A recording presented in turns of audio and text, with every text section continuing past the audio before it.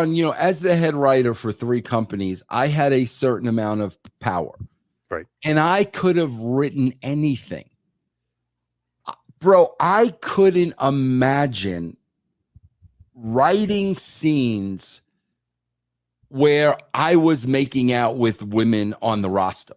Like, I couldn't imagine that. And bro, it's even worse because, he was Vince McMahon. He knew they couldn't say no.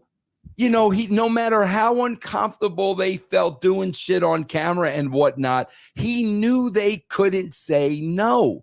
And like I said, bro, as a guy that was in that spot, never in a million years would I have ever put a female talent, in that kind of a position where, oh yeah, and then we're going to make out, and then I'm going to grab your ass, knowing damn well you say no, you're going to be out of a job.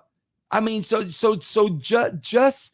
just playing out that fantasy on camera, forget real life, just playing it out on camera. I remember, bro, I never watched the WWE when I went to TNA, but I would see these clips and I would remember saying to myself, like, what the F is wrong with you, man? You're writing this stuff.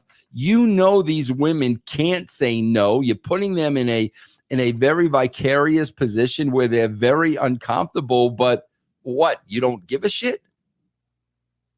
How much blame do you put on him versus like the writers? Like, is he writing it or the writers writing it?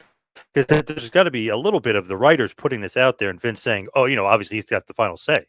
Bro, I was just watching some interview this past week where Stephanie McMahon was saying it was his idea to be the father of my child.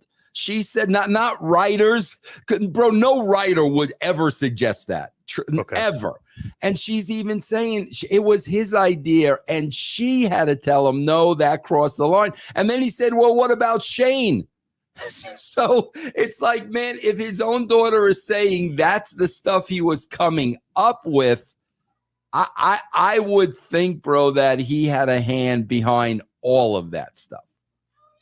When you look at just him and that kind of stuff, I mean, nobody says anything to him. Like, even Stephanie doesn't say anything, like raise a red flag. Like, hey, that's a little insane. Well, she said she did. She said, okay. Oh yeah, she said she did. She said that was like way over the line, and I told them, there's just no way I was going to do that. So she did. But any writers or Pritchards or anybody like that standing up to him, absolutely not, bro. Absolutely, bro. Look at all these people that kissed his ass in the Kiss My Ass Club. Bro, if I was ever asked to do that, I don't care if it's a television show or not. If I was ever asked to do that because this dude is like just a freaking egomaniac, bro, I would have told him to kiss my ass. Just like I told him to kiss my ass when he told me to get a nanny to hire my kids. I would have never, ever put up with that bullshit. And that's what I'm saying.